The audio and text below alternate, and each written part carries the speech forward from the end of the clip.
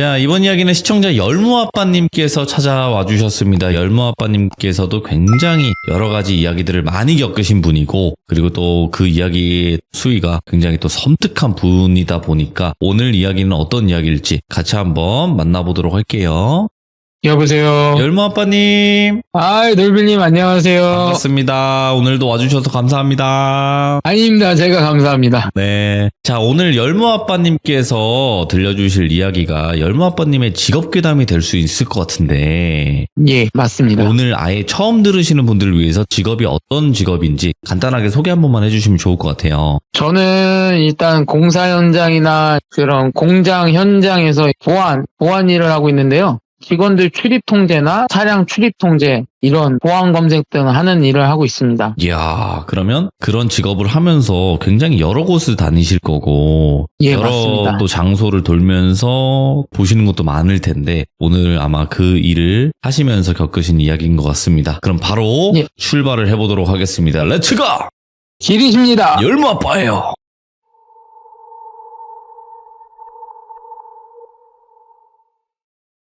이 일은 제가 보안업체에 처음 들어갔을 때 완전 신입 때 겪었던 일인데요. 지금부터 한 15년 전 2010년도에 겨울에, 지역은 딱 특정지어서 말씀을 드릴 수는 없지만 일단은 충청도 지역입니다.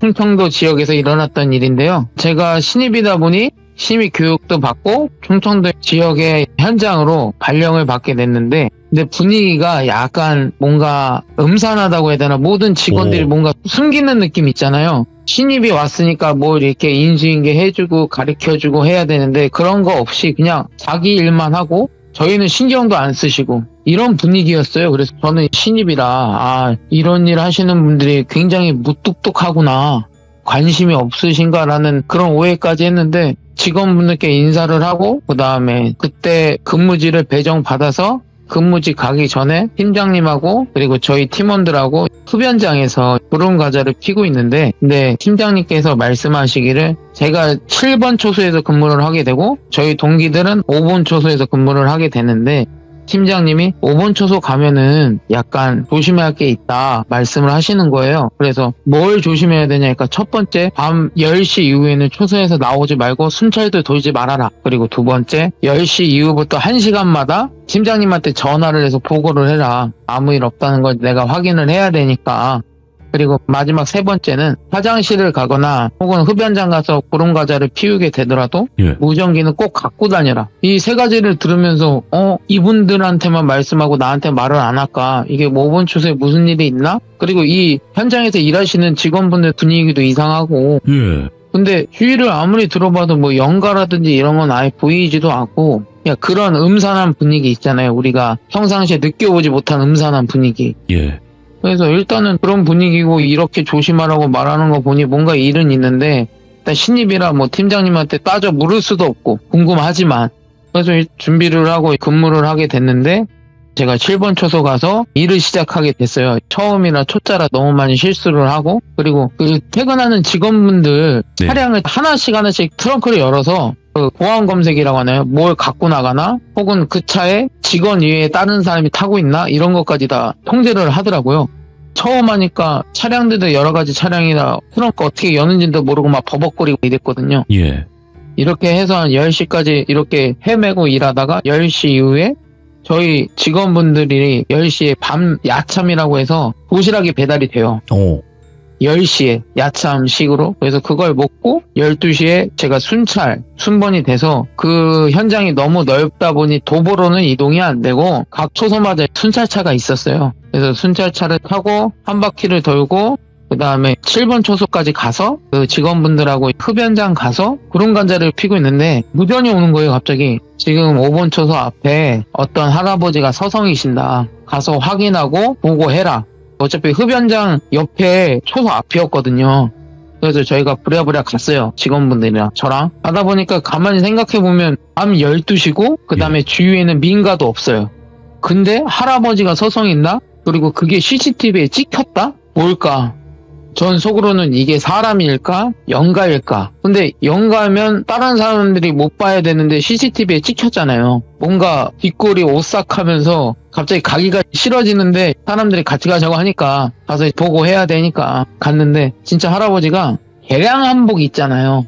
그 회색 개량 한복, 승복 색깔 있잖아요. 스님들이 입으시는 승복 색깔. 그거를 입고 뒷짐지면서 막 서성이시는 거예요. 그래갖고 일단은 제가 가서 어르신 어디 가시는 귀신이냐고 제가 순찰차로 모셔다 드리겠다고 했더니 그냥 어르신은 그냥 씩 웃으시는 거예요. 아무 말씀을 안 하세요. 오, 저희가 뭔 말을 해도 대답을 안 해요. 그냥 웃으세요, 웃어. 그러다가 갑자기 제 안에 계신 신령님이 대가리 받고 절을 하래요. 그 할아버지한테 대뜸 그냥 무조건 절을 하래요. 근데 예. 옆에 사람들 다 있고 근데 제가 그런 행동을 하면 옆에 사람들이 이상하게 볼 거잖아요. 근데 신령님이 계속 야, 넌 절을 해야 산다. 여기서 너 절 안 하면 큰일 난다. 그래서 사람들이 보든 말든 넙죽 큰 절을 했어요. 그러니 저를 또 빤히 쳐다보시더니 더 크게 웃으시는 거예요. 험악하게 웃는 게 아니라 할아버지들 인자하게 웃으시는 그 웃음 있잖아요. 그렇게 웃음을 지으시고 5번 쳐서 앞에 산이 있었어요. 산 쪽으로 걸어가시는데 이게 걸어갈 때 그 속도가 발은 안 움직이는데 앞쪽으로 미끄러지듯이 가는 그런 거 현상 있잖아요. 있어요. 예. 그렇게 미끄러지면서 이게 사람이 낼 수 없는 속도로 쑥 사라지시는 거예요. 근데 그거를 저만 본 게 아니라 저랑 같이 있던 직원들도 봤고 그렇게 팀장님한테 보고를 했어요. 할아버지 저 산 쪽으로 가셨고 지금 5번 초소 앞에는 아무도 없다.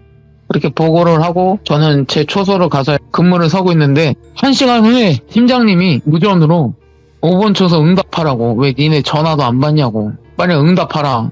근데 계속 무전이 이렇게 울리니까 전 직원들이 듣잖아요. 그래서 제가 이게 뭔가 일이 있을 것 같아요. 아까 전에 할아버지도 본 것도 있고 그래서 순찰차를 타고 5번 초소를 갔는데 초소 안에 아무도 없어요. 아무도 없고 그래서 팀장님한테 보고를 했어요. 팀장님 직원들 안 보인다고. 이거 화장실 간 것도 아니고 제가 흡연장도 가봤는데 없다고. 그러더니 바로 순찰차 타고 팀장님이 오셨어요. 오셔서 저희 둘이 일단은 다 찾아봤어요. 5번 초소 앞까지 나가보고 그 구역을 이제 차 타고 돌아다녀보고 그리고 그 사람들 핸드폰으로 전화도 해보고 아무것도 안 되는 거예요. 진짜 뭐 신기하게 땅으로 꺼졌는지 하늘으로 솟았는지 그렇게 찾다가 팀장님이 소리를 지르시는 거예요.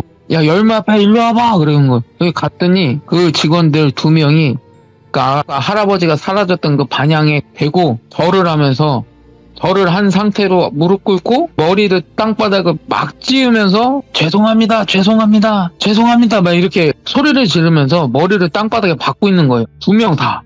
이게 뭐지? 팀장님도 일단은 말려야겠다는 생각으로 해서 저희 둘이 달려들었어요. 예. 달려들었는데 머리를 찌우다 보니까 이 머리가 찢어져서 피가 나고 그 다음에 그 사람들 상태가 침을 막 흘리고 있더라고요.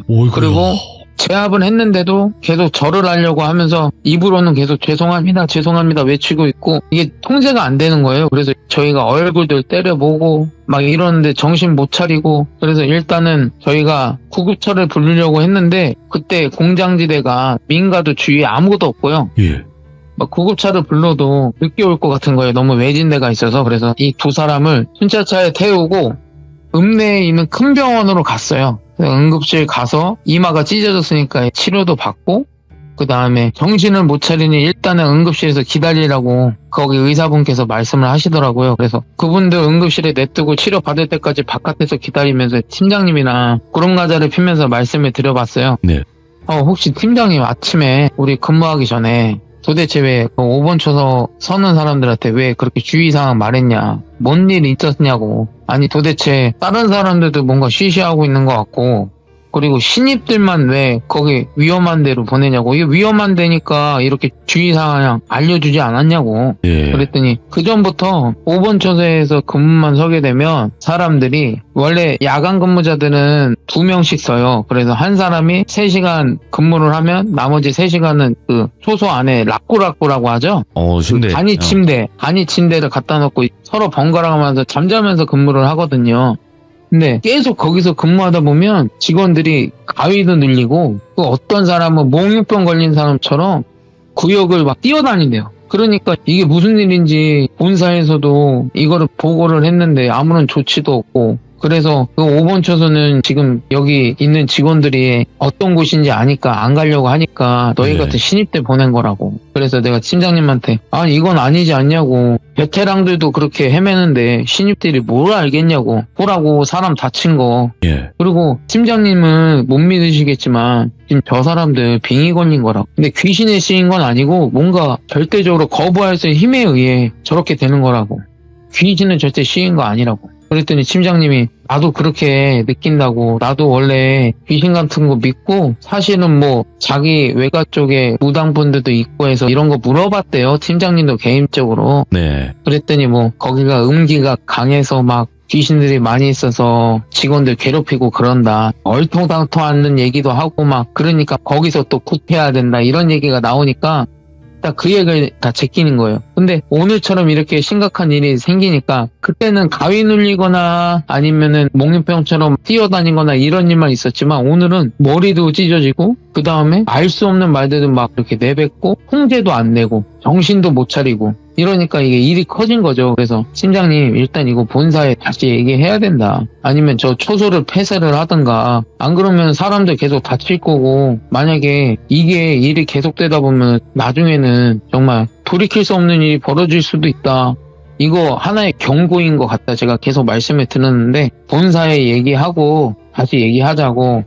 그래서 그 다친 분들은 일단 병원에 입원을 시켰어요. 왜냐면 꼬매고 막 이랬는데 정신을 못 차리더라고요. 잠자듯이 그냥 계속 눈 감고 기절했는지 그 응급실에 선생님도 입원을 시켜야 된다. 예. 그래서 입원시키고 저하고 팀장님은 다시 현장으로 복귀했는데 아니 난리가 난 거예요. 왜 난리가 났느냐. 이 두 사람 다친 게 모든 직원들 귀에 들어간 거야. 사람들이 이걸 알게 되니까 원래 근무했던 분들도 근데 팀장님한테 근무하다 말고 쫓아와서 야 이건 아니다. 그전에는 사람도 안 다쳤는데 이번에 사람까지 다쳤다며. 어? 야 이거 뭔 일이냐. 야 이거 무서워서 누가 근무하겠냐. 그래서 팀장님이 그 자리에서 일단 본사한테 전화를 했어요. 이게 이래서 사람이 다치게 되었고 지금 여기가 심상치 않으니 빨리 조치 좀 부탁드린다고 해서 그 다음날 바로 본사에서 사람이 오셨고 그날에 근무했던 야간 근무자들 한 명씩 불러서 면담하고 그리고 그날의 CCTV 기록이랑 근무일지랑 체크를 하시더라고요. 근데 그 CCTV 보시면서 아까 그 할아버지가 서성이었다고 그랬잖아요. 찍혀있어요. 녹화가 되어 있는 거예요. 그게 만약에 연가나 이런 것이면 안 찍혔어야 되잖아요. 정확하게 우리가 봤던 할아버지가 찍혀있는 거야. 뭐야? 그러니까 본사에서도 뭐라고 반박을 못하는 거지. 그러니까 이 할아버지가 나타나고 나서 사람들이 이상해지고 그리고 그 사람들도 알다시피 앞에 산밖에 없는데 민가도 없는데 할아버지가 왜 산 쪽으로 갔을까? 막 이런 이야기도 하면서 이 난리가 난 거죠. 임시적으로 5번 초소하고 6번 초소하고 7번 초소는 폐쇄를 하자. 안 된다. 폐쇄를 한 채로 일단 근무를 해라. 그러면 우리가 본사에 복귀해서 바로 조치를 취하겠다. 팀장님도 알았다고 하고 저희도 폐쇄한다니 조금은 납득이 되는 부분이라 그래도 저희가 일하러 왔잖아요. 돈은 벌어야 되고 그래서 알았다고 하고 그날 아침에 모든 조사 끝나고 그때는 충청도라 저희가 따로 숙소가 있었어요. 저희 직원들만 쓰는 숙소. 거기 돌아가서 씻고 자려고 하는데 갑자기 실령님께서 말씀하시기를 야 이건 산신이 화가 나갖고 이건 돌이킬 수 없다고. 그래서 내가 물었어요. 아니 산신이 어디 있었냐고. 아까 그냥 할아버지 아니었냐고. 그리고 이 할아버지도 CCTV에 다 찍혀 있었다고. 이거 사람 아니었냐고 그랬더니 아니래요. 절대 아니래요. 자기보다 높대요. 높으신 산신이고 얘네가 여기 신의 영역에 침범했으니까 화가 나신 거라고. 그래서 너희 지금 2명 실려간 것도 하나의 경고니까 너 빨리 여기서 떠나라고. 딴 데로 가라고. 너가 만약에 엮이게 되면 내일분으로도 어쩔 수 없고 그 니네 가문에서 섬기는 신들도 해결을 못한대요. 이게 신이 한번 화가 나면 모든 게 소멸될 때까지 아니면 신께서 화가 풀릴 때까지 기다려야 된다. 모든 게 소멸이 되거나 화가 풀릴 때까지 기다려야 되거나 그러면 이게 해결이 안 되는 거잖아요. 그래서 여기 있으면 안 될 것 같다는 느낌이 들어서 그날 야간 근무하기 전에 팀장님께 말씀을 드렸어요. 제가 어제 본 것도 있고 근무지 좀 옮겨주시면 안 되겠냐고. 그랬더니 팀장님이 팀원들이 모자라서 안 된다고. 너 지금 어디 딴 데로 파견 보낼 수도 없다고. 좀 버티라고. 본사에서도 알지 않았냐고. 그래서 너무 무섭기는 한데 돈은 벌어야 되고. 그래서 근무를 했어요. 했는데 며칠 동안 고라니가 밤에 울면은 약간 애기 울음소리 같은 거 있잖아요. 이상한 소리 내죠? 근데 그 소리가 고라니가 고라니한테 서로 대화하듯이 그런 소리가 들리는 거예요. 애기 오. 울음소리 같은 걸로. 그러니까 소름 끼치잖아요. 근데 그건 저만 듣는 건 게 아니고 전 직원들이 다 그런 걸 겪고 있는 거예요. 알게 모르게. 끝날 때 보면은 흡연장 가서 그런 얘기하고, 야 여기 막 귀신 있는 거 아니냐고, 어떻게 고라니 소리가 저렇게 무섭냐고, 이런 얘기도 하고 저런 얘기도 하고 하면서 분위기는 더 고조가 되는 거죠. 여기서 더 이상은 근무하면 안 되겠다는 이런 여론이 형성이 되고 있는 거예요. 그래서 그분들을 모아서 다시 팀장님한테 말을 했어요. 못하겠다고. 차라리 우리를 주간근무로 돌려달라고. 우리 예. 야간근무 절대 못하겠다고. 이거 뭐 이상한 소리도 들리고, 아니 본사한테 얘기도 했는데 아무런 조치도 없고 이게 뭐냐고. 그랬더니 오늘 밤에 자정에 본사에서 사람들이 오기로 했다. 그래서 오늘 밤에 오신다고요? 알았다고. 그러면 우리 그거 믿고 근무 다시 하겠다 해서 그날 밤 자정에 본사에서 5명 우리 직원분들이랑 뭐 그분들은 무당분들이긴 한데 무당분들 3명이랑 그 다음에 법사? 이렇게 복 치시는 분들 있잖아요. 장구 치시는 분들. 그분들을 법사라고 하네요. 그래서 그분들하고 오셔서 5번 초소 앞에 거하게 제사상 있잖아요. 과일이랑 뭐 여러 가지 그거를 차리고 장구를 치시면서 무슨 굿을 하는데, 근데 신령님께서 저한테 그러시는 거예요. 이거 아무 소용 없다고. 이거는 산신을 도발하는 것밖에 안 된다고. 무시하는 행위밖에 안 된다고. 그런데 갑자기 무당분이 굿을 하고 계시는데 5분도 안 돼서 어떤 존재한테 접신을 하신 것 같이 남자 목소리로 너희가 나를 이렇게 무시하냐고.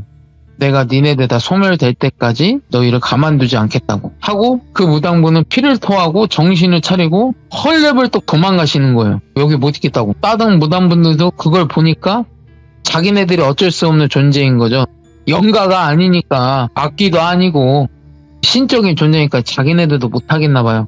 법사님도 그거 보고 다 도망가시고 본사 직원들은 이게 무슨 상황인가 벙찐 거죠.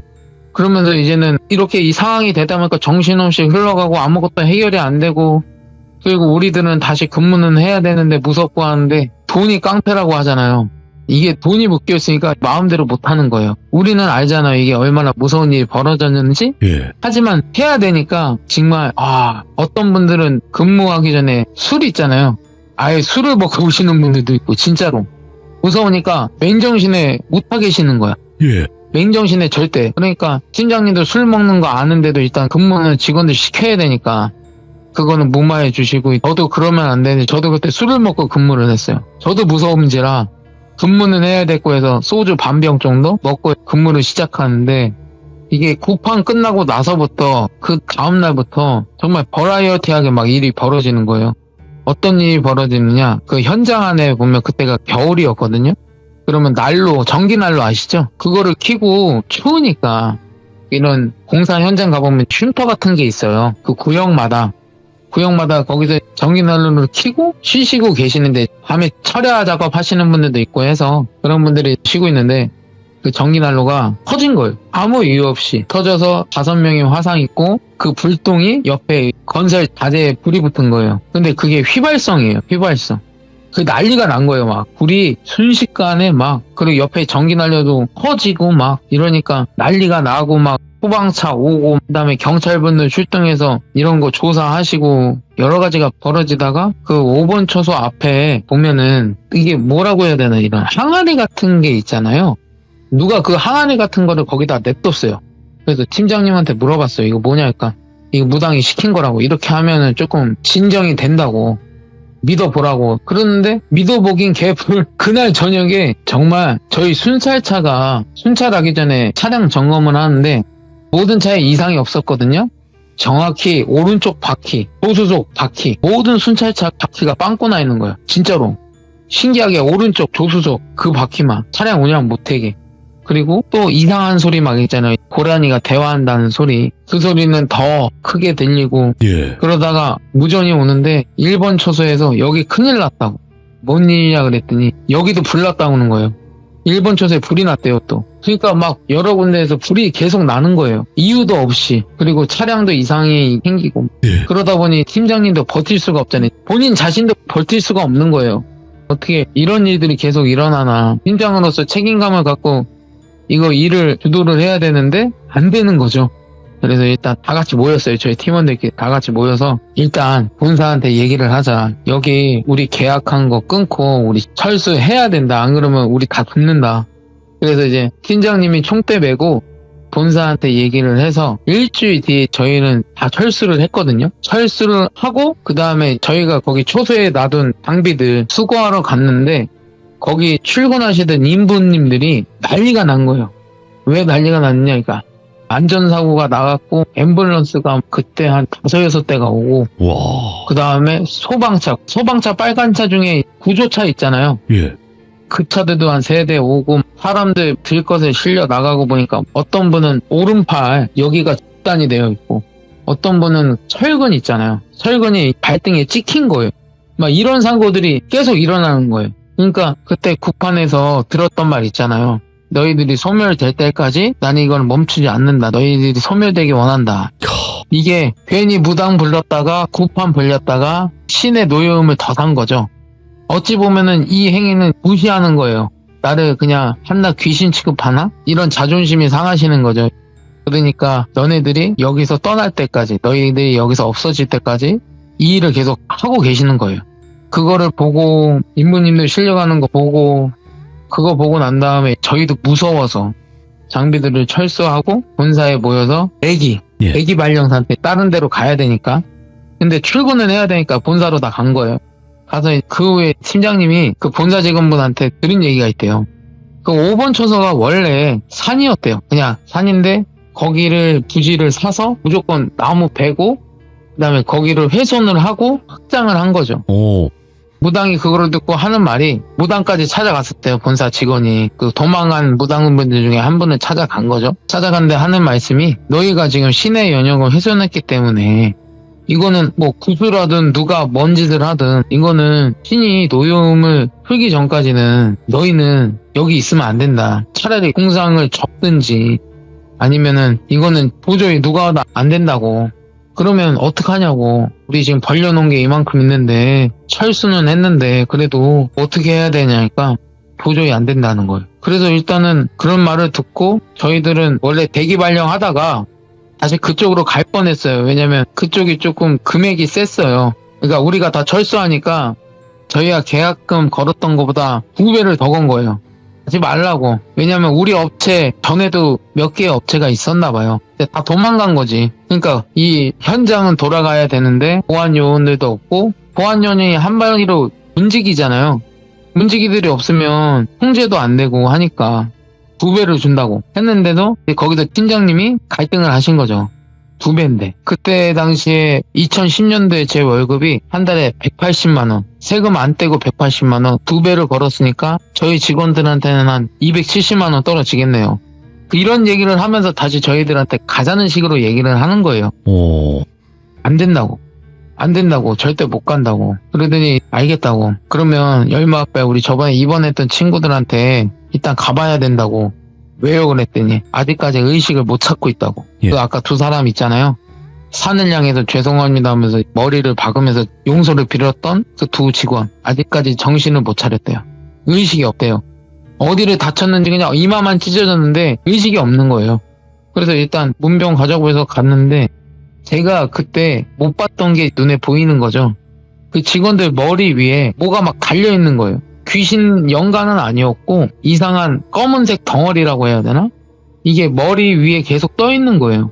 근데 그게 제가 느끼기에는 우리가 귀신이 이렇게 해코지하려는 그런 게 아니라 우리가 번접할 수 없는 힘. 이 사람들은 큰일 났구나. 이거 도대체 이게 괜히 엮였다가 팀장님 보시라고 이렇게 된다고 우리 도저히 안 된다고.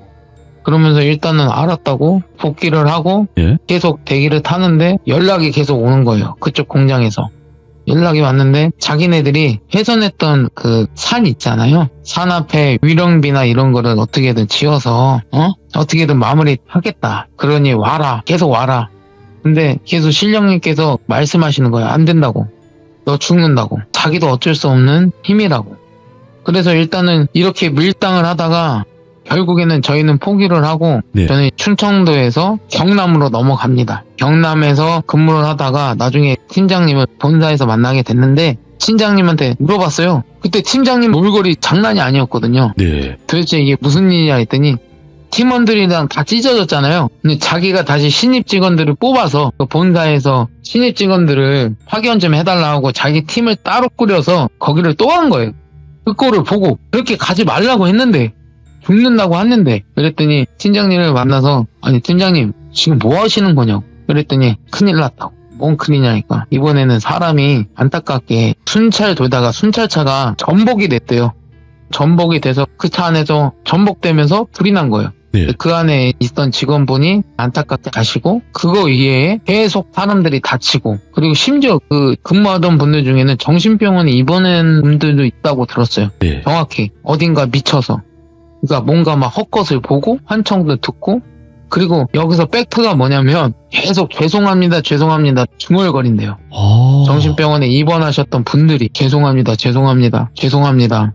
내가 그래서 또 팀장님 그러니까 내가 가지 말라고 하지 않았냐고 그랬더니 근데 이것뿐만이 아니라고 자기가 사람들을 끌고 갔잖아요. 네. 팀장님은 안 다쳤어. 근데 팀장님 가족분들 중에 딸 쌍둥이가 있어요. 2명이. 네. 쌍둥이 중에 한 명이 약간 아프기 시작한 거예요. 건강했거든요.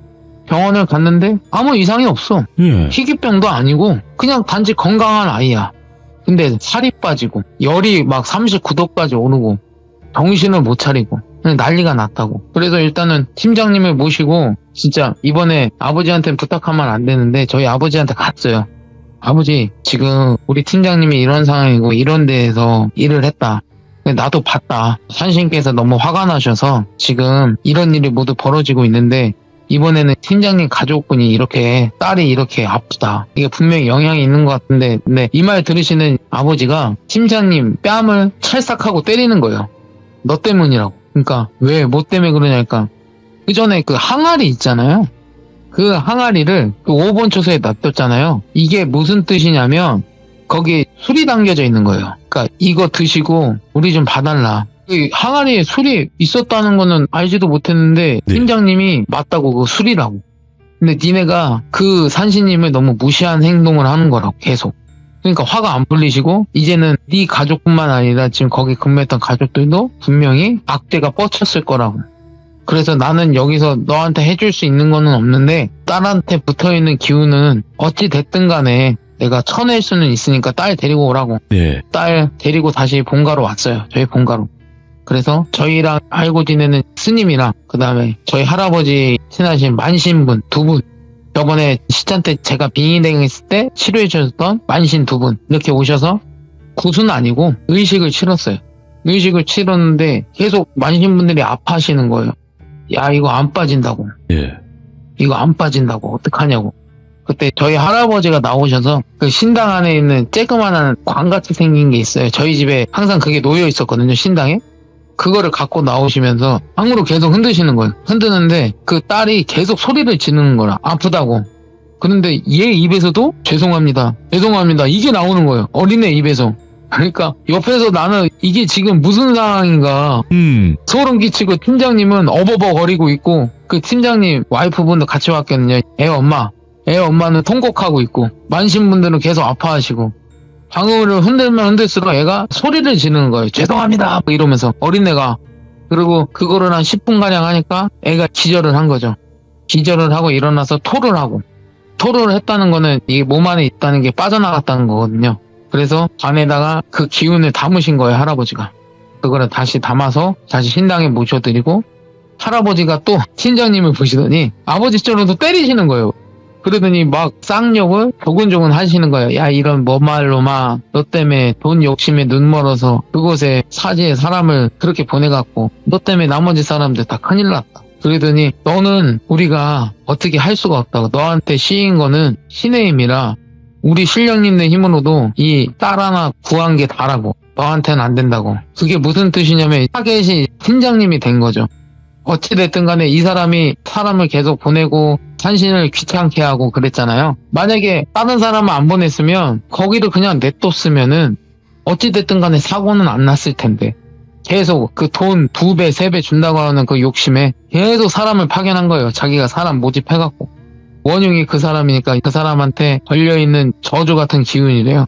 이게 신의 힘이니까 네가 어떤 무당을 찾아가든 네가 뭐 구슬을 하든 아니면 뭐 교회를 가든 어디 뭐든 절을 가든 너는 안 된다고.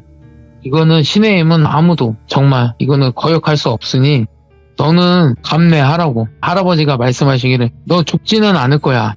근데 너는 진짜 큰일 날 거야. 그러니까 뭔가 아시는데 말을 안 해주는 거야. 여기 팀장님은 답답한 거야. 무릎 꿇으면서 제발 알려달라고. 내가 돌봐야 될 가족이 있다고. 그러니까 그러면 너 때문에 그렇게 당한 직원들은 어떡할 거냐고. 이미 그 사람들도 시작됐다고. 가서 한번 알아보라고. 그러면서 내쫓으신 거죠. 그래서 저는 팀장님 끌고 그 다음에 딸내미들은 일단 할아버지가 오늘은 여기 있어야 된다고 하셔서 저희 본가에 냅두고 팀장님을 억지로 끌고 본사에 갔어요. 가서 전화를 다 해봤어요. 저희가 어차피 보안업체 직원분들이 다 돌고 돌아서 다 안면이 있거든요.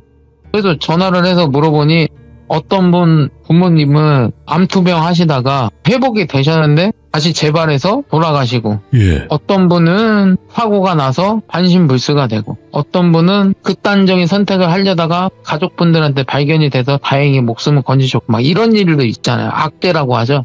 거기 있던 분들이 다 그렇게 된 거예요.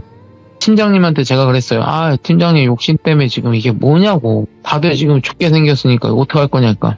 그럼 이걸 어떻게 해야 될까? 나도 모른다고. 내가 무당도 아니고 우리 아버지하고 할아버지도 해결 못 한다는데 어떻게 했냐고.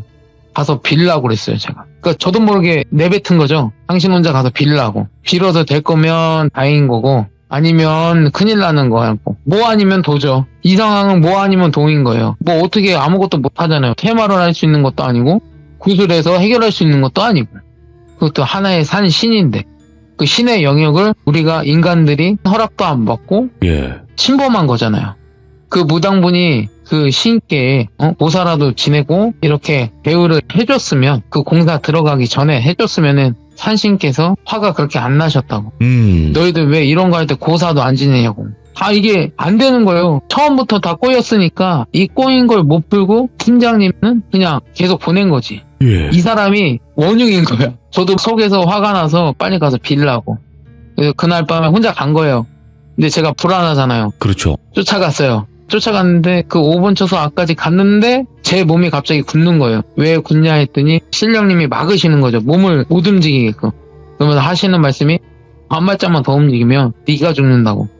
일단 여기 있으라고. 그래서 팀장님이 앞에 가서 막 소리를 지르는 거예요. 죄송합니다. 죄송합니다. 절을 하면서 한 번만 용서해달라고.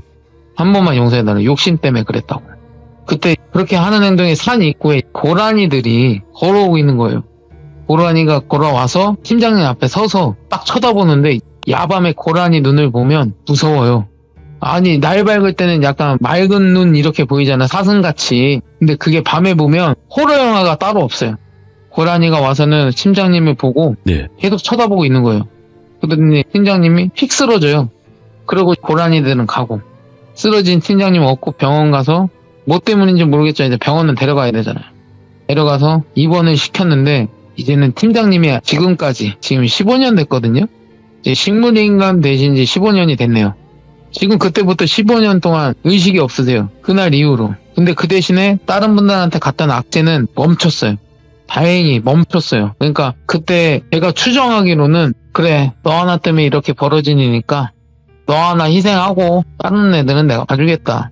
그래서 고라니가 산신님 대신에 가서 벌을 내린 것 같아요. 그리고 나서 그 후에 팀장님께서는 안타깝게 지금도 병원에 계시거든요. 지금 15년이 지났으니까 아직까지 병원에 계시거든요. 그리고 나서 이제 그 공장은 어떻게 됐냐. 공장 부지가 굉장히 넓었는데 그 5번 초소 앞에 산을 훼손했다고 그랬잖아요. 거기를 다 생산 공장이 철거를 했어요. 철거를 하고 그 앞에 훼손됐던 부분을 다시 중장비에 와서 메꾸고 거기다가 나무 있잖아요. 거기를 확장을 하려면 나무도 베고 막 이랬을 거 아니에요. 나무도 다시 심고 거기 원상복구 하려고. 왜냐면 그 공장 지었던 거기 소유하던 기업도 휘청하고 있었어요. 거의 부도 직전까지. 그 일 때문에. 사업하시는 분들은 대부분 무당분들을 거의 알고 계시잖아요.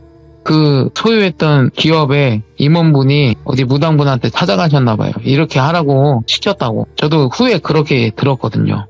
제가 이렇게 근무하면서 이런 일 겪으면서 와 진짜 영가들도 무서운데 그러니까 저희가 보안하시는 분들을 보면은 거기가 다 외진되고 산을 깎아서 만든 곳이거나 아니면 철거할 철거촌 그 다음에 철거할 병원 막 이런 시설 그리고 저희는 거기까지 가봤어요. 철거 예정인 장례식장. 근데 그 장례식장 안에 화장터도 있었어. 예. 근데 거기가 주민들이 계속 반대를 해서 철거를 하려고 하는데, 그때는 정말 저희가 수살기가 제일 무섭고 끈질기다고 하잖아요. 네. 근데 저는 그렇게 안 느껴요. 장례식장 안에서 여러 가지 영혼들이 섞였잖아요. 예. 이게 섞이면 여기서 악기가 되거든요. 근데 제가 시참 1편 때 악신이라고 했잖아요. 근데 그때 제가 장례식장에서 본 건 악마 수준. 그 정도예요? 이때 장례식장에서도 제가 근무했어요. 운 나쁘게 항상 제가 가는 곳은 어떻게 일이 벌어지거든요. 와. 아니 다른 분들은 겪지도 않아도 돼. 근데 내가 가면은 누가 다치거나 아니면 어떤 일이 있거나, 그러니까 와이프도 지금 제가 이 일을 거의 15년째 하고 있는데 예. 항상 불안해 하거든요. 진짜 어디 출장 가거나 파견도 제가 가끔 가요. 예. 이런 철거촌이나 이런 데 보면은 철거하다 보면 앞에 초소 세워놓고 외부인들 못 들어가게 하려고 컨테이너 갖다 놓고 혼자 근무하게 되거든요. 그때도 위험해요. 왜냐면 노숙자들이 쳐들어오거나 그러니까. 이건 영가도 무섭고 예. 사람도 무섭고, 그러다 보니 보안일 하면서 여러 일을 겪었는데, 이번 일은 영가 때문에 벌어진 일은 아니고 사람들 욕심 때문에. 와. 어차피 그 기업이 욕심 때문에 그걸 확장을 했고, 또 월급을 2배 준다고 하니 우리 회사 팀장님은 억지로 사람들 보냈다가 다 망하게 하고, 어찌 됐든 간에 욕심 때문에 벌어진 일이잖아요. 진짜 그때 뼈저리게 느꼈어요. 신 같은 존재는 건드리면 안 되는구나. 그렇지. 괜히 예. 건드렸다가는 진짜 다 전멸하게 된다. 그런 거 느꼈어요. 그리고 그 후에도 할아버지 아버님께서 너도 뭘 털어야 된대요. 너한테도 묻었대요. 아빠, 나한테 뭐가 묻었다고 그러는 거야. 내 안에 신랑님 계신데 그랬더니 아니래요. 나한테도 묻었대. 그래서 나는 또 팀장님이 가고 나서 그 따님분들 치료하고 나서 저는 다시 본가로 갔을 거 아니에요. 네. 만신분들이 안 간 거야. 저기 대뜸 제사상을 차려놓고 우리 만신분들이 춤을 추시면서 구판을 신나게 벌리시는데, 예. 그때 저 기억이 없어요. 일어났더니 마찬가지로 신당에 누워있었고, 예. 저한테도 이게 저주 기운이 묻어 있었대요. 약하게나마. 네가 그때 절한 거는 잘한 거라고. 너 그때 절 안 했으면 죽었다고. 그러니까 시키는 대로 해서 이만큼이지, 너한테도 묻어 있는 걸 털어냈고. 아무튼 여러 가지 이번 이제 일은 막, 예. 귀신이 무서웠던 게 아니었습니다. 사람도 무서웠고 그럼요. 산신님께서도 무서웠고. 근데 열무 아빠님 이야기를 들어보면 사람이 무서운 거랑 귀신이 무서운 거랑 같이 섞여 있는 듯한 이야기도 굉장히 많은 것 같아요. 예, 맞아요. 그러니까 제가 겪은 게 뭐냐면, 귀신이 나타났다가 또 그 귀신이 사람한테 빙이 돼갖고 저한테 해코지하고 뭐 이런 일이 수도 없이 일어나갖고. 맞죠. 오늘 이야기도 너무나 당연히 열무 아빠님 스타일대로 잘 해주셨고, 오늘 아빠님 너무 고생 많으셨습니다. 예, 감사합니다. 네, 고맙습니다. 수고하십시오. 네. 시들모에서는 그렇게 이야기하곤 합니다. 아빠라는 닉네임이 붙었다면 또 레전드다. 이런 이야기도 많거든요. 예, 윤호인 아빠님도 그렇고 열무 아빠님도 그렇고 감동 아빠님도 계시고 그렇게 아빠님들이 많이 계신데, 아빠라는 닉네임이 붙으면 딱 그 분만의 분위기와 명확한 장르가 있다, 이렇게도 봐도 될 것 같다라는 생각을 하고요. 열무 아빠님께서 또 최근에 참여하셨던 내용도 업로드가 되어 있으니까 꼭 보시길 바라겠습니다. 감사합니다.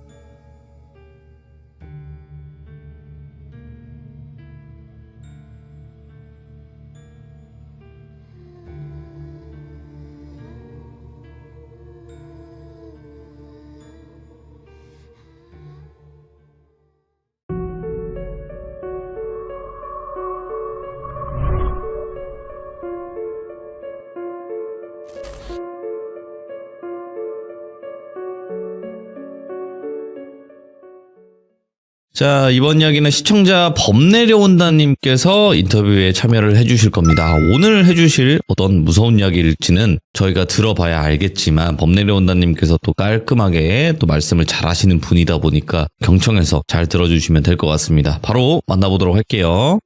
네, 안녕하세요. 범내려온다님 안녕하십니까? 네, 안녕하세요. 네, 아이고 반갑습니다. 네, 오랜만입니다. 자, 오늘 이렇게 또 범내려온다님께서 찾아와 주셨는데, 오늘 해주실 이야기는 어떤 주제가 될지 궁금하네요. 이거는 이번에 제가 이제 같이 운동하는 형님께서 실제로 겪으셨던 일이고요. 오빠죠? 거의 나이대가 이제 삼촌대여서 저희가 형님이라고 부릅니다. 오케이, 알겠습니다. 자, 그러면 네. 그분이 겪은 이야기도 어떤 이야기일지 같이 확인을 해보도록 할게요. 렛츠고! 길이십니다. 범내려온다요!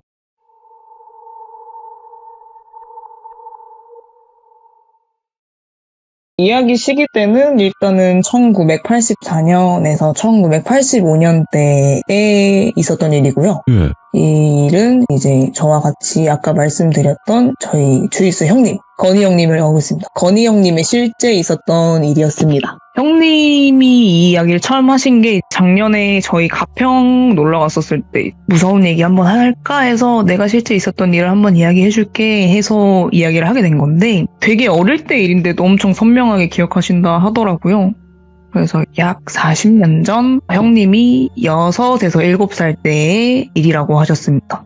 일단 이 형님께서 못 사는 편은 아니고 정말 잘 사는 집에 속하시는 분이에요. 정말 잘 살다 보니까 그때 당시에 집에 마당도 있었고 아무래도 뭐 마당 앞에 철봉도 두고 그네도 두고 넓은 집에서 살고 계셨는데 당시에 아버지께서 화초랑 나무 키우는 것에 취미를 점점점 드시다 보니까 마당이 조금 더 넓은 집을 가고 싶다라고 말씀을 하셨대요. 그러면서 굳이 뭐 지금 집을 냅두고 또 이사를 가야 되나 하지만 아버지가 점점 키우는 것에 더 욕심을 내시다 보니까 어머니랑 백방으로 부동산을 들락거리면서 이리저리 집을 알아보셨고 한참 그렇게 집을 알아보시다가 주변 시세 대비 가격에 나온 거진 100평 이르는 단독주택을 알게 되셨다 하더라고요. 그래서 부모님이 그 집을 보고 나셨는데 그때 딱 보자마자 이 집이다. 이 집이 마음에 든다라고 하셨대요. 그러면서 그 집 구조가 대충 엄청 넓은 마당이 있었고 그 마당에 푸른 잔디도 깔려있고 그리고 주택은 방 3칸에 넓은 응접실이랑 거실이 구성되어 있던 집이다 보니까 마음에 드셨다 하더라고요. 원래 또 제사도 많은 집이다 보니까 응접실 넓으면 또 좋지 약간 이런 느낌이셨던 거예요. 그러다 보니까 부모님은 바로 계약을 하려는 기세였지만 또 이 계약을 하기 전에 이 형님의 친할머니께 어머님이 직접 연락을 하셔서 이 집을 몇 번 지금 이렇게 집을 받고 어디 몇 번지에 어디에 어디 집이다 뭐 집 구성은 이렇게 되어 있고 뭐 이런 구조로 되어 있다라고 상세하게 되게 설명을 해주셨대요. 네. 근데 여기서 이 친할머니 분이 원래 천주교 신자시면서 미신은 잘 안 믿는 분인데 며칠 후에 다시 이 친할머니가 연락을 하셨대요. 어머니에게. 그러다가 그때 당시에 친할머니 말씀으로는 그 집은 북향이라서 해가 잘 안 든다. 집이 음산하고 풍수지리상 기가 빠지는 질이어서 그 집은 안 된다. 그러다가 마지막으로 하신 말씀이 집에 귀신이 씌었다고 뜬금없는 말씀을 하셨대요. 그러다 보니까 이제 어머니 같은 경우에는 이 집으로 거의 갈 생각이다 보니까 들떠가지고 하려는데 갑자기 이렇게 초를 치셔버렸잖아요. 그래가지고 아니 왜 어머니는 뜬금없이 이렇게 초를 치고 그러냐. 요즘 세상에 귀신이 어딨냐. 그리고 풍수지리는 내가 잘 살면 상관없고 까짓 거 뭐 별로 신경 안 쓴다. 괜찮다. 마당이 넓은 거 이런 거 다 마음에 든다라고 하시다 보니까 결국에는 친할머니도 두 손 두 발 다 든 거예요. 그럼 너네 알아서 그냥 이사 가서 살아라. 그래서 결국에는 이 형님네가 알아봤던 집으로 이사를 가게 됩니다. 네. 그러면서 그때 당시에 막내랑 셋째 고모가 서울에 취직을 하시면서 이 집에 상경을 같이 하셨거든요. 그래서 그 집에 어떻게 보면은 어머니, 아버지, 그리고 형님, 그리고 형님의 누나, 막내 고모, 셋째 고모 이렇게 6명이 거주를 하게 됐어요. 그래서 처음 몇 달은 정말 좋았대요. 마당으로 큼지막한 식탁도 가지고 나와가지고 불 지펴서 고기도 구워 먹고 아버지가 취미 자체가 나무를 가꾸고 화단을 가꾸는 게 취미시다 보니까 소나무까지 이렇게 쫙 한 30그루는 정말 심었다고 하시더라고요. 엄청 넓었대요.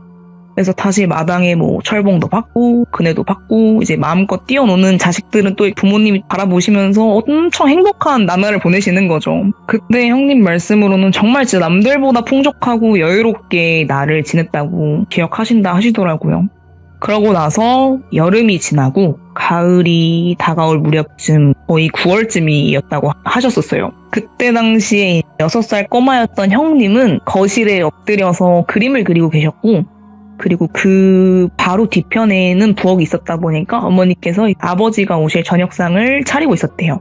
거실이랑 주방이 거의 연결돼 있다 보니까 형님 뒤편으로는 그 어머님 형상이 보이는 거예요. 요리를 하시는 그 형상이 보이다 보니까 어머니는 요리하시구나 생각을 하고 있었는데 갑자기 그림 그리다가 뒤에서 쿵 하는 둔탁한 소리가 들렸다고 하시더라고요. 근데 형님이 딱 그 소리 들었을 때 직감적으로 굉장히 무서운 느낌이 들었었고 순간 이 느낌 때문에 놀랬는데도 불구하고 뒤를 못 돌아봤대요. 너무 무서워가지고 순간. 근데 아까 어머님께서 뒤에서 요리를 준비하신다 하셨잖아요. 도마를 두드리고 있던 채소 다듬는 소리가 들리지 않았고 무언가 물건이 같이 엎질러지는 소리가 함께 났기 때문에 어머니가 쓰러졌다라는 게 직감적으로 느껴지니까 어린 나이에 무서웠던 거죠. 그래서 조심스럽게 뒤를 돌아봤는데 어머니가 바닥에 쓰러져 계신 거예요. 예상했던 대로. 근데 여기서 형님이 말씀하시는 게 지금도 소름 돋았대요. 어머니가 쓰러져 계셨는데 그 어머니의 눈은 초점이 없었지만 눈빛이 굉장히 섬뜩하게 자기를 정면으로 바라보고 있었다라고 말씀을 하셨어요.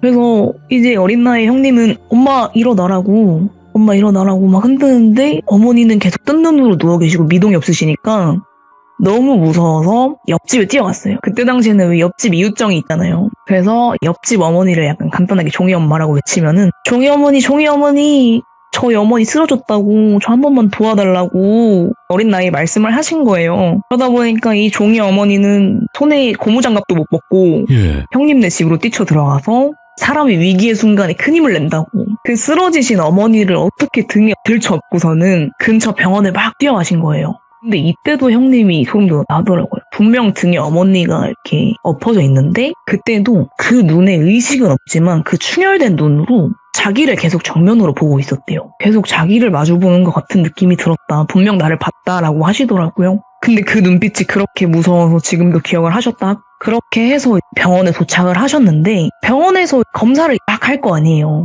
근데 이 병원에서는 저희 도저히 모르겠다. 아무래도 큰 병원으로 가야 될 것 같다 해서 앰뷸런스를 부르고 근처에 있던 대학병원으로 가서 검사를 받게 돼요.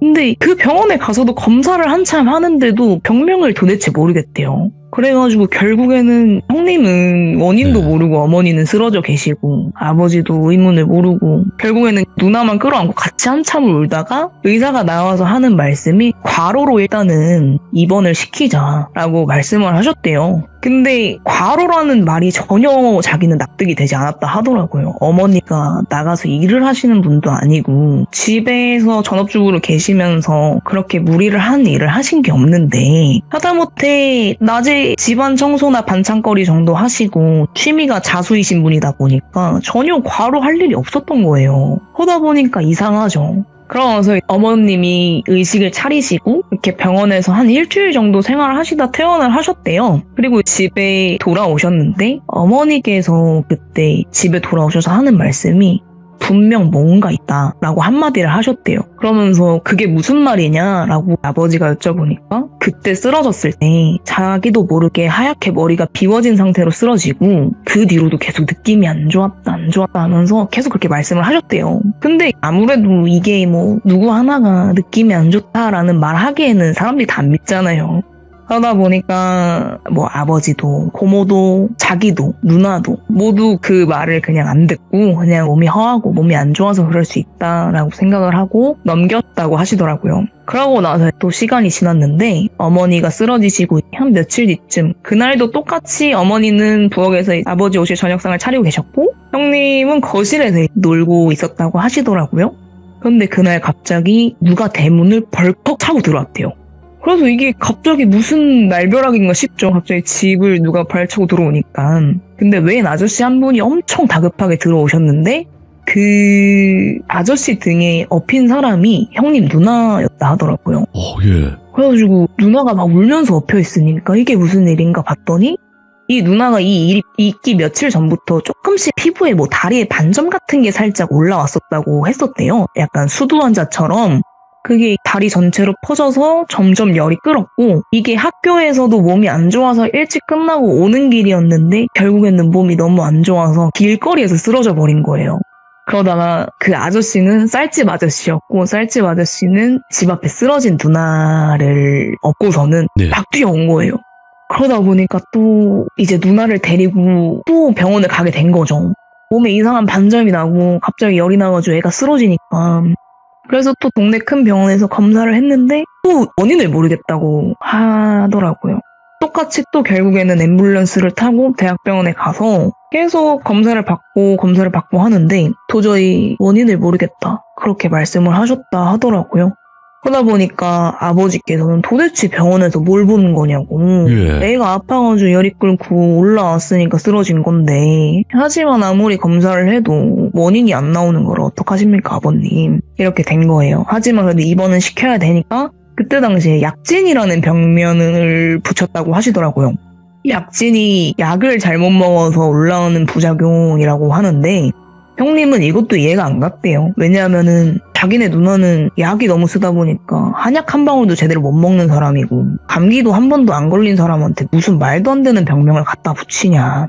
그러다 보니까 이제 뭐 도대체 누나 보고 뭐 먹었냐 뭐 했냐 물어봐도 누나는 먹은 게 없다 하고 원인 모르게 또 며칠 동안 입원을 했다가 어영부영 그렇게 형님 누나분이 퇴원을 했다고 했었대요.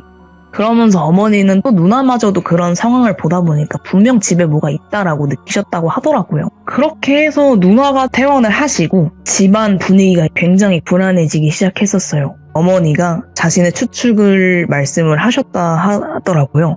집에 귀신이 씌었다고. 결국에는 이제 어머니도 살짝 인정을 하셨나 봐요. 근데 이 말은 또 가족들은 안 믿죠. 귀신이 어딨냐. 그냥 이거는 누나가 진짜 아픈 거였고 엄마가 아픈 거였다라고만 생각을 하고 계시다가 그렇게 또 흐지부지 날이 흘렀고 그때 처음에 아까 할머니 말씀하셨던 그분이 이 시기 때 또 안 좋게 간암 판정을 받으시고 시한부 인생을 살고 계실 때였거든요. 그러다 보니까 옛 어른들은 관례처럼 이제 큰아들 집에서 부모님 거기서 돌아가신다고 인생을 정리하러 오시게 되잖아요. 그러다 보니까 그 형님네 집에 할머니가 들어오신 거예요. 근데 앞에 엄마 사건도 있었고 누나 사건도 있었는데 할머니까지 들어오시니까 집이 분위기가 많이 안 좋았거든요. 그러고 있다 보니까 다들 예민한 상황이었죠. 할머니가 조금이라도 발그락 소리를 내면은 불안하니까 고모든 아니면 엄마는 다 뛰어 올라가고 확인하고 뭐 그렇게 하고 있었는데 할머니 곁에서 이제 형님이 책을 읽고 계시다가 할머니가 갑자기 형님 팔을 잡더니만 좀 이상하다. 가서 너가 엄마 좀 불러온나 이렇게 되신 거예요. 그러다 보니까 할머니 앞에 어머니 아버지가 오셨는데 예. 할머니가 이제 갈 때 됐다라는 말을 뱉으시려고 하시는 건지 이렇게 마음을 준비를 하시고 오셨는데 예. 할머니께서 말씀하신 게 꿈에 돌아가신 이모님이 자꾸 나온다 라고 첫 마디를 하셨대요. 그래서 꿈 내용이 무슨 내용이냐 했더니만 그 이모님이라는 분이 자꾸 자기를 같이 가자고 설득을 했고 할머니께서는 싫다고 하시는데 그 꿈에서도 너무 고통이 심하니까 자꾸 점점 따라가게 된다고 하시더라고요. 그래서 그 고통을 할머니가 꿈속에 참고 다음에 부르면은 같이 갈 거니까 그때 준비해 놓으라고 그렇게 꿈에서 말씀을 하시고 깼다고 하시더라고요. 그러다 보니까 이제 아버지랑 어머니는 그냥 할머니께서 몸이 많이 약해지셔서 헛것 보이는 거니까 그러지 말라 괜찮다 이렇게 달리셨대요. 네, 알았다 하고서는 다음날 또 할머니가 주무시다가 갑자기 깨셔서 형님네 어머니를 부르셨고 이때 할머니께서 하셨던 말씀이 내가 분명 꿈에서 이모를 봤는데 이모가 아니더라 이러는 거예요. 그래가지고 이모가 맞는데 이모가 아니라고? 그래서 이제 어머니는 그러면 도대체 뭘 봤길래 이랬는데 이모의 탈을 쓴 키가 억수로 큰 여자가 자꾸 오란다는 애를 이렇게 말씀을 하셨대요. 그래서 이게 뭔 말인가 싶은 거예요. 이게 갑자기 무슨 꿈을 꿨길래 저럴까 싶은 생각 있잖아요. 그러면서 어머니가 되게 순간 흔들릴 뻔했지만 그래도 여기서 자기가 흔들리면 안 되기 때문에 그냥 담담하게 잘못 보신 것 같다, 괜찮다, 그러지 말라고 정신줄 잡으시고 할머니를 케어를 하신 거예요. 그렇게 옆에서 형님도 같이 할머니 수발을 도와드리고 네. 그렇게 할머니 옆에서 잠을 자게 됐는데 이제는 이 어린 형님이 꿈을 꿨다고 하시더라고요. 그때 꿈을 꾼 게 내용이 일단 풍차가 돌고 있었고 튤립이 핀 꽃밭 가운데 할머니께서 흔들의자에서 뜨개질하면서 앉아있는데 갑자기 키가 엄청 크고 귀도 없고 코도 없었으면서 파란 쪽도 없는 여자가 나타나서는 갑자기 할머니 머리를 잡아채고서는 질질 끌고 갔대요, 꿈에서. 그래서 이 어린 형님이 그 여자한테 달려들어서 붙잡았는데 오히려 이제 끌려가는 할머니의 표정은 미소를 짓고 계셨고 그 키 큰 여자는 그 형님한테 눈빛 한 번 주지 않고 할머니를 끌고 어디론가 가버리는 꿈이라고 하시더라고요. 그렇게 꿈에서 깨고서는 어린 나이에 그런 꿈을 꾸니까 무서워서 안방에서 어머니랑 막 뛰어가서 주무셨고, 그렇게 그 꿈을 꾸고 난 일주일 뒤에 할머니께서 네. 돌아가셨다고 하시더라고요. 그러다가 할머니가 돌아가서 장례를 치르고 며칠 뒤에 어머니께서 고모들을 다 부른 거예요. 그러면서 고모들한테 했던 말이 니들 빨리 얼른 피해야겠다 라고 말씀을 하셨대요. 근데 갑자기 똥딴지잖아요. 예. 할머니 돌아가신 지 며칠 안 됐는데 갑자기 고모 두 분한테 나가라니까. 그래서 고모들은 그렇게 생각을 한 거예요. 언니가 우리가 싫으니까 그냥 내쫓으려고 하는 거구나. 말 같지도 않은 이유로 돼가지고 사실 화가 난 거예요. 왜냐면 예. 어머니가 집에 귀신 씨였어. 그러니까 너네 나가서 지내 라고 말씀을 하신 부분에 진짜 저 언니도 가지가지 별 이유 돼가지고 우리 쫓아내려고 하는구나 라고 이렇게 생각을 하는 거예요. 근데 어머니가 이렇게 말씀하신 거는 여태 다 추측이긴 하지만 어머니께서 여태 일어난 대형사고 3가지를 논해본 거예요.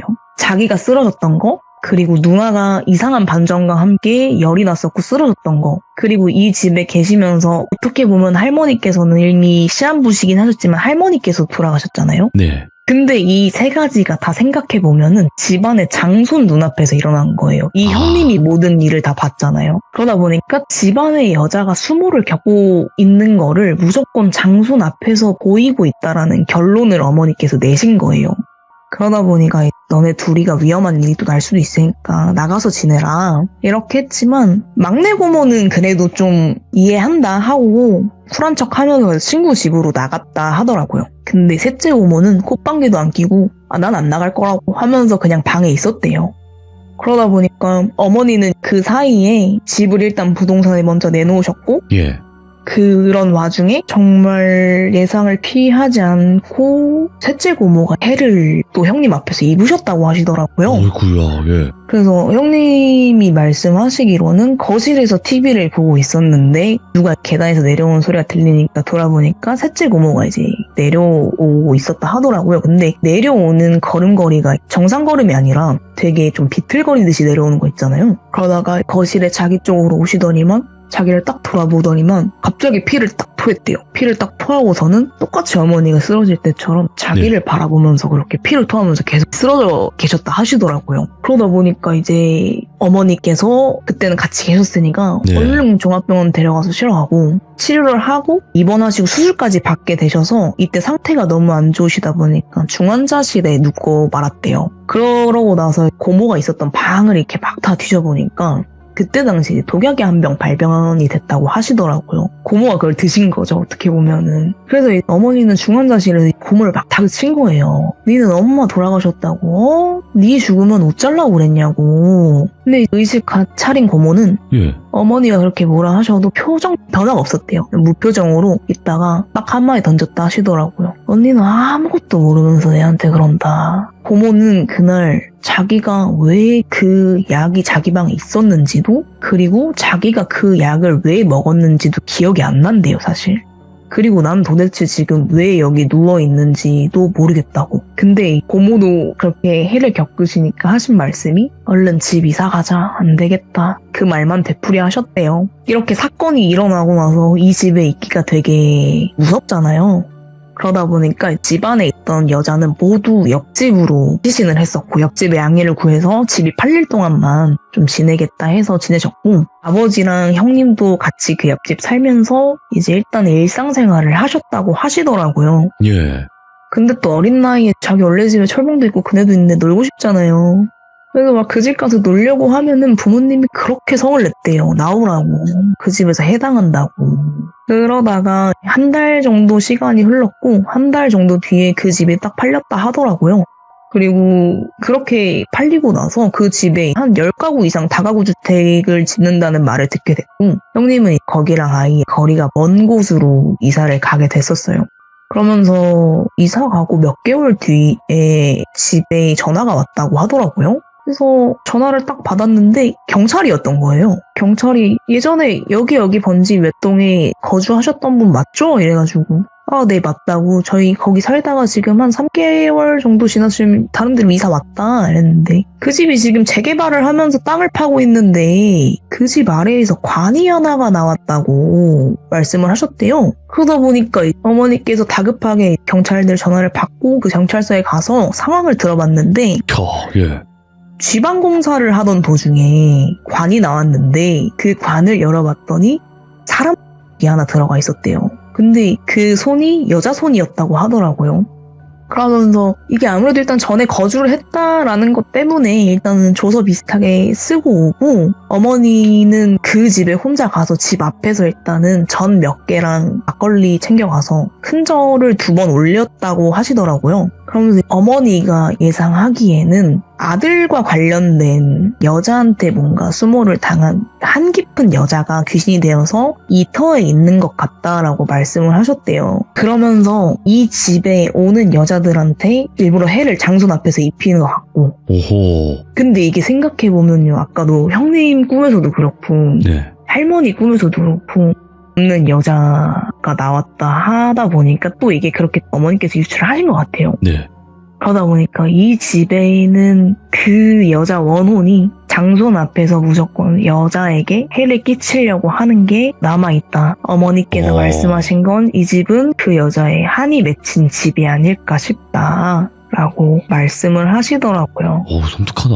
예. 그래서 자기도 이 일은 참 40년이 지나면은 사람의 기억이 가물가물하다는데 잊혀지지가 않지, 이런 건. 네, 잊혀지지가 않는다 하더라고요. 자기는 살면서 이 일이 가장 무서웠다고. 그때 어머니 눈빛이며 고모가 쓰러진 거며 그때 그 상황이 정말 무서웠다 하더라고요. 그런 썰을 저에게 작년에 야. 랜턴 하나 켜고 얘기해 주시더라고요. 근데 어쨌든 그 실화를 네. 들려주셨긴 했지만 법 내려온다님께서 이렇게 전달을 잘해주시니까 저희가 재밌고 무섭게 듣는 거지 그 썰을 제대로 전달을 못했으면 그 썰은 무서운 썰이 아니게 되는 건데 네, 법 내려온다님은 말씀을 워낙 잘하시니까 믿고 듣습니다. 이제 아유, 그렇게 네. 말씀해 주셔서 감사합니다. 정말이에요. 네, 정말이고 앞으로 뭐 이야기가 있으시면 언제든지 찾아만 주신다면요 너무너무 감사한 거고 혹여나 뭐 없으셔서 못 오시더라도 나중에 언젠가는 오시겠지 하면서 또 기다릴 거니까 걱정 마시고 항상 건강하시기 바라겠습니다. 네, 항상 이야기 들어줘서 감사합니다. 고맙습니다. 네, 들어가세요. 네. 또 쿨하신 법 내려온다님이셨는데 이야기해 주실 때는 딱 무겁게 분위기 싹 바꾸셔서 이야기를 들려주시는 분이거든요. 그래서 앞으로 뭐 법 내려온다님 사연이 올라가면 여러분들 또 많은 응원 댓글 달아주시길 바라겠습니다. 감사합니다.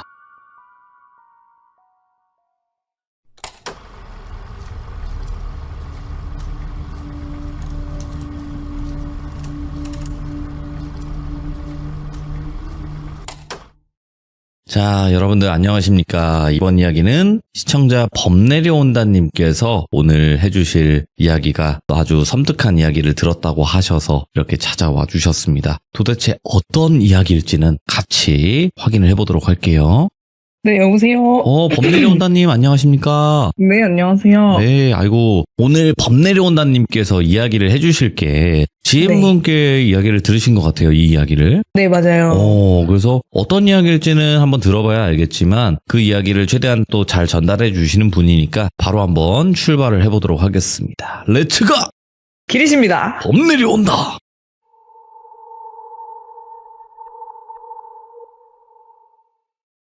오늘 이야기가 2가지가 되는데 주제는 밖에서 함부로 물건을 주워오면 안 된다와 와, 남이 함부로 두고 간 물건을 쓰지 말자. 이 2가지가 아마 주제가 될 것 같아요. 오호. 이제 첫 번째 이야기는 현민이라는 무당 아들이신 그 친구 이야기인데 이 친구가 초등학교 3학년이면 지금으로부터 10년 전이죠. 10년 전에 있었던 일이에요. 이 친구가 예전에 안동의 시골 마을 쪽에서 살다 보니까 집 뒤에 야산도 있고 되게 시골이었다고 저한테 얘기를 해줬어요. 근데 이때 또래 애들이 시골이다 보니까 산 타는 것도 좋아하고 뭐 개울까지 노는 것도 좋아하잖아요. 그러다 보니까 이 친구가 자기 집 뒷동산을 이렇게 좀 산을 탔다고 저한테 얘기를 해줬어요. 근데 여름방학 때쯤에 동네 뒷산에 놀러 올라갔다가 산책로를 따라서 올라가는데 샛길로 빠졌다고 하더라고요. 그래서 완전 야산에서 놀고 약간 어떻게 보면 탐험놀이처럼 이렇게 놀고 있는데 그 야산 안쪽 깊이 들어가다 보니까 어떤 낡은 되게 오래돼서 버려진 폐가가 하나 있었다고 얘기를 하더라고요. 그래서 어렸을 때는 그런 거 있잖아요. 무서운 거에 관심도 많고 호기심도 많고 약간 좋아할 나이다 보니까 저기 한번 들어가 보고 싶다. 들어가 봐야겠다 하면서 또 어린 용기를 가지고 들어간 거죠. 그래서 그 폐가에 가서 안에 들어가서는 처음에는 이제 기웃기웃 거렸대요. 안에 좀 뭐가 있나 보고 있는데 안쪽을 보니까 그냥 엄청 오래되고 관리가 안 되다 보니까 무너지기 직전에 그런 집 약간 특별한 거는 막 크게 없었다고 하더라고요. 그러다 보니까 자기도 더 용기가 생겨가지고서는 그래 뭐 별거 없네 하고서는 집 안에 더 들어간 거예요. 근데 또 이런 꼬맹이들이 안에 들어가면은 나 여기 갔다 왔다 이런 증거품이 있어야 되잖아요 좀. 그러다 보니까 뭐 하나 기념할 거를 챙겨갈까 하고서 안에 들어가서 챙길 만한 걸 찾고 있었대요. 그러다 보니까 그 집에서 발견했던 게 저한테 얘기해준 게 저희 조그만한 네모난 성냥 담긴 성냥꽉이라고 해야 될까요? 그 성냥을 챙겨왔대요. 그게 아무래도 제일 작고 별거 없지만 아무래도 많이 낡았고 이러다 보니까 이걸 기념품으로 챙겨야지 하고서는 이 물건을 챙겨서 집으로 내려왔다고 하더라고요. 근데 조그만한 어린애가 야산에서 놀다 왔으니까 아무래도 피곤하다 보니까 집에 와서 좀 이른 잠을 잤다고 하더라고요. 근데 이 친구가 조금은 신기가 있는 친구긴 하다만 이 나이 이렇게 잠을 자는데 그 꿈이 되게 선명하다고 저한테 얘기를 해줬거든요. 그 꿈에서 동네 뒷산에 그 폐가가 자기 꿈에 나왔대요. 근데 그 폐가에서 되게 거뭇한 약간 탄 연기 같은 게 스물스물 집에서 기어 나오는 모습을 자기가 봤다고 하더라고요. 어머, 왜? 그러면서 그 스물스물한 연기가 점점 그 뒷산을 타고 내려와서 자기 집까지 오는 꿈을 한번 꿨대요. 근데 그러다가 싶어가지고 딱 꿈에서 깨어났다고 하더라고요.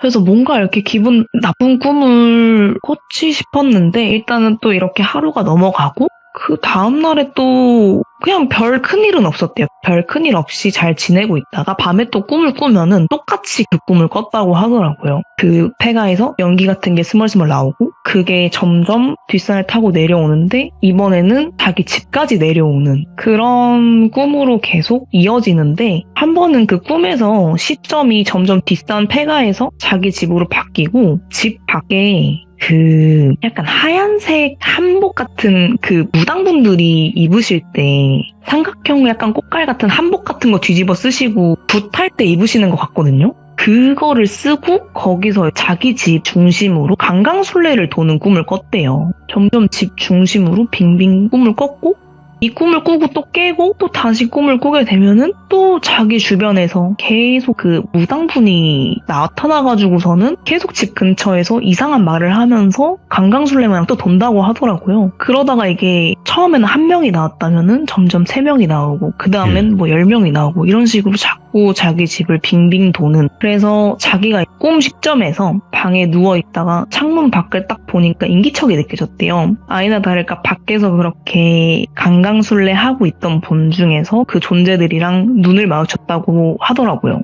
근데 그 순간에 느낀 게 너무 섬뜩했다.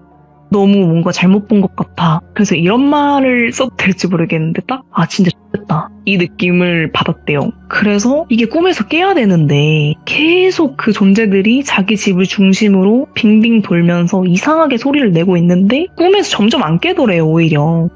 그리고서는 기묘하게 갑자기 또 꿈의 시점이 바뀌면서 자기가 하늘에서 집 아래를 내려다보고 있는 시점으로 바뀌었대요. 근데 이게 자기 집뿐만이 아니라 동네 전체에 진을 치듯이 이렇게 강강술래가 계속 돌고 있었다 하더라고요. 근데 이게 어린 나이에 어떻게 보면 되게 좀 무서운 꿈이잖아요. 그래서 빨리 꿈에서 깨고 싶은데 하는 순간에 자기 시야 아래에 있던 그 사람들이 일체히 자기를 동시에 위로 올려다 쳐다봤다고 하더라고요. 그 순간에 눈 마주치자마자 너무 놀라서 그 꿈에서 깼대요.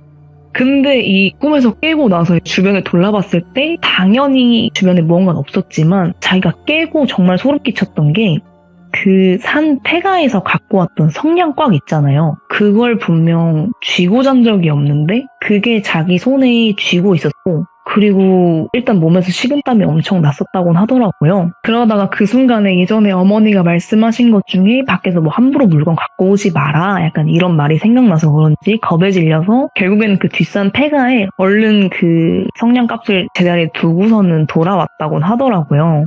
근데 이제 그 뒤로도 엄청 큰 문제가 있진 않았지만 일주일에 가끔씩 꿈에서 그 옷을 입은 무당분들이 한 번씩 스쳐 지나가듯이 봤는데 그분들이 전처럼 자기를 이렇게 섬뜩하게 바라보진 않지만 힐끔힐끔 한 번씩 보고 지나가는 꿈을 자주 꿨다고는 하더라고요. 그래서 이후에 나중에 그 친구도 알게 된 게 사실 그 폐가가 전에 한참 오래된 무당분의 집이었다고 하더라고요. 얘도 이 얘기를 자기 어머니한테 말씀을 안 드린 게 말했다가는 맞아 죽을 것 같아가지고 또 말을 안 했대요. 근데 좀 커가지고 어머니한테 사실 그때 당시에 이랬던 적이 있었다라고 말씀을 드리니까 그 집이 원래는 무당집이었다가 아마 그 집이 불이 나고 화가 생겨서 거기서 돌아가셨다라고 이야기를 했대요. 근데 그렇게 화를 입은 곳에서 너가 그렇게 남의 물건 아무리 그 작은 성냥꽉이라 해도 그걸 챙겨 와버리면 어떡하냐. 그런 건 건드리지 마라 라고 경고를 하셨다고 하더라고요. 그런 일화가 하나 있었었고요. 두 번째 같은 경우는 제 16년지기 친구 이야기인데 이 친구의 외갓댁 자체가 좀 신기가 있고 좀 미신을 믿는 집안이기는 해요. 이 친구 이름이 강유라고 하면은 강유가 자기 말로는 4살 때 있었던 일이라고 했었고 이 일을 어머니가 커서 풀어줬다고 했었거든요. 그때 당시에 어머니께서 집을 이사를 하시고 새 집에 와가지고 집을 확인하는데 집에 낡은 나무장이 하나 있었다고 했었대요. 근데 집주인한테 연락을 해보니까 그거 뭐 한참 예전 집주인이 쓰던 장인데 그냥 뭐 왜 쓰셔도 돼요. 뭐 주인 없는 장이다 이렇게 말을 해서 어머니는 마침 장이 없었던 타이밍이다 보니까 오히려 좋죠? 그러면 저희가 이거 쓰겠습니다 하고 그 나무장을 사용을 하게 된 거예요. 그러고 나서부터 이 일의 시작이 됐다고 하더라고요. 네. 4살이다 보니까 4살쯤이면은 그래도 동네 어린이집 친구들이랑 웬만해서 놀이터에서 놀 나이 때쯤이잖아요. 그러다 보니까 놀이터에서 친구들이랑 평소대로 막 뛰어놀고 웃고 다 뭐 떼쓰지도 않고 밖에서는 아무 이상이 없는데 그렇게 기분 좋은 상태로 집만 오면은 애가 너무 울었대요. 계속 울었대요. 막 어르고 달래고 계속 우니까 이게 침인지 코인지가 넘어갈 정도로 계속 우는 거예요. 애들이 너무 울다 보면은 진짜 숨이 넘어가는 상황이 나올 정도로 위험하잖아요, 사실. 그래서 애가 처음에는 아픈가 싶어가지고 애를 안고 응급실에 가면은 선생님은 아무 이상 없어요. 열도 안 나고. 그래 밖에 또 나가면 얌전한데 집에만 들어오면 자꾸 미친 듯이 운다고 그러더라고요. 애가 오죽하면은 너무 울어가지고 지쳐가지고 그나마 잠이 들었지만 또 잠에서 깨면은 다시 미친 듯이 우는 약간 이거의 리바이벌이었던 거예요. 그때부터 또 부모님이 이상을 감지를 하기 시작을 했었는데 사실 어머니는 한 번쯤 의심을 해봤대요. 다른 사람이 쓰던 나무 가구를 쓰면은 안 좋은 거는 알고 있다만 이렇게 고민을 하시는 찰나에 아버지가 좀 미신을 안 믿으시는 쪽이다 보니까 그냥 쓰자. 어때? 그런 걸 못 알아 믿냐? 약간 이랬는데 갑자기 애가 미친 듯이 울고 밖에 나가면 멀쩡하고 이상한 일이 자꾸 집에서 일어나니까 약간 이상하다. 이렇게 아버지도 좀 생각을 하셨다 하더라고요. 그러다가 외할머니께서 좀 신기가 있으신 분이다 보니까 외할머니를 집에 모시고 강유 좀 한번 봐달라. 애가 집에만 있으니까 자꾸 좀 이런다. 하고서는 외할머니께서 딱 강류를 한번 쓱 보더니만 야 이거 나무 귀신이다. 애한테 나무 귀신 붙었다. 딱 이렇게 말씀을 하셨대요. 그래가지고 이거 내가 일단 아는 무당 올 때까지 임시방편으로 애 입에다가 칼을 물리라 이렇게 얘기를 했대요. 그래서 애 입에 진짜 임시방편으로 아마 이게 칼등을 물렸을 거예요. 칼등을 물리고서는 그렇게 좀 임시방편식으로 있었나 봐요. 그러다 보니까 진짜로 이게 애가 미친 듯이 울다가도 조금씩 가라앉았다고 하더라고요. 그러다가 이제 외할머니께서 지인 무당분을 부르셔서 집에서 실제로 굿을 했다고 하시더라고요. 그러면서 그 나무 귀신을 실제로 무당 구수로 쫓아내고 그 자리에서 장을 바로 폐기 처분했다고 하셨습니다. 그러면서 그나마 점점 집에서 일어났던 현상이나 애가 너무 아파했던 그 현상도 많이 줄어들고 그 뒤부터는 뭐 부모님 나무 가구를 잘 안 썼다고는 하시더라고요. 그러면서 이때 당시에 이 강유의 어머니가 하셨던 말씀이 그러면 왜 하필 강유한테 나무 귀신이 붙어서 애를 저렇게까지 힘들게 했던 거냐 했더니만 그게 아마 집에서 제일 기가 약한 사람이래서 약한 사람이다 보니까 더 붙어서 아마 더 괴롭혔을 거라고. 네. 그런 오래된 나무장 같은 경우에는 그렇게 원혼이 좀 붙는다고 하더라고요. 원혼이라고 해야 될까요? 네, 네. 혼령이 붙는다고 하더라고요. 네. 그래서 나무 가구는 되도록이면은 손 없는 날 집에 가져 들어오든 쇠부지로 된 가구를 사용을 해라 라고 그때 당시에 무당분과 외할머니께서 말씀하셨다 하더라고요. 그때 자기는 기억이 없지만 부모님께서는 미신을 안 믿는 아버지만큼도 네. 다시 한번 믿게끔 만드는 사건이라고 하더라고요. 그러다 보니까 함부로 집에 남아있는 가구를 쓰지 말라고 하더라고요. 특히 나무로 된 거는. 그렇지. 예. 그런 이야기가 살짝 있었습니다.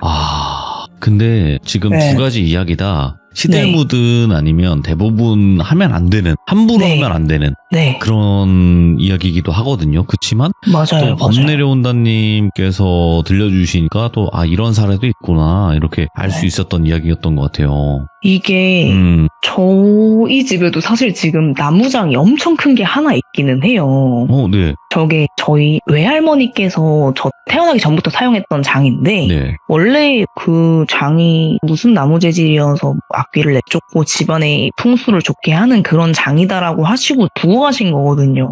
네. 근데 이게 지금 이거는 제가 그냥 제 개인적인 견해지만 점점 저 나무장이 되게 뭐랄까 기가 빨린다고 해야 될까요? 아니, 나무장이? 제가 저 나무장한테 기가 빨리는 기분이랄까 뭔가 네. 저것 때문에 저랑 맨날 어머니랑 스트레스 받아 하거든요. 저거 좀 어떻게 빨리 빼자. 저거 되게 기분 나쁘다. 네. 분명 저게 그런 나무가 아닌데 그래서 한 번쯤 좀 의심을 해보고 있어요. 나무 가구가 오래되면 진짜 그럴 수도 있다는데. 아니, 근데 그걸 떠나서요. 네. 제가 말씀드리는 거는 잘 네. 한번 생각해 보시면 가구가 있어요, 집에. 네. 근데 그 가구가 괜히 신경 쓰이고 무서워지기 시작했어요. 네. 그런 일이 없잖아요, 다른 가구에는. 네. 이게 중요한 거예요. 왜 그냥 멀쩡히 가만히 있는 가구가 뭔가 기빨리는 것 같고 신경 쓰이고 그럴까? 그때는 버려도 상관없는 가구라면 버리시는 게 낫지 않을까요? 그래가지고 아무래도 집 인테리어도 안 맞고 해가지고 네. 사실 지금 최근에 고민을 하고 있습니다. 그냥 그럴 네. 때는 버리는 게 난데 그럴 때 네. 이제 한 명에서 두 명 정도가 못 버리게 한단 말이죠. 그니까요. 특히나 뭐 어머니든 아니면 다른 분이든 이거 왜 멀쩡한데 왜 버려? 하면서 못 버리게 하는 분이 분명히 있을 수도 있는 거고 아닐 수도 네. 있는 건데 이제 만약에 그렇다면 이제 조금 땡기는 게 있어요. 맞아요, 맞아요. 그런 맞아요. 또 귀신 붙고 이런 가구에는. 근데 뭐 정확한 건 아니니까 범 내려온다님 이것도. 그쵸. 네. 사실 어떻게 되는 건지 모르겠다만 그쵸. 괜히 찜찜해가지고요. 근데 우리 귀족님들께도 다시 한번 범 내려온다님이 말씀하셨지만 절대 물건을 함부로 집에 들여서는 안 된다. 또 좋은 네. 이야기 해주셔서 감사드리고 오늘도 너무너무 잘 들었습니다. 범 내려온다님. 재미없지만 열심히 들어주셔서 아이고. 감사합니다. 무슨 말씀이세요? 또 이렇게 들려주시는 것만으로도 방송합니다. 감사합니다. 감사합니다. 네. 자, 여러분들 물건을 함부로 가지고 온다. 뭐 이거까지는 요즘 당근을 워낙 많이 하다 보니까 그럴 수 있다고 생각은 하는데 이제 뭐 흉가나 아니면 뭐 폐건물 이런 데서 가지고 오는 경우에는 저는 그거는 굉장히 좀 위험하다고 생각을 하고요. 그리고 중고 물품 같은 경우도 그런 경우가 있어요. 사람이 그 물건을 가지고 있다가 그 사람이 돌아가셨어, 죽었어 하면 그 물건은 다 당근으로 나오게 되어 있습니다, 여러분들. 그거를 모르고 구매를 하실 수도 있는 부분이기 때문에 조심하시길 바라겠습니다. 감사합니다.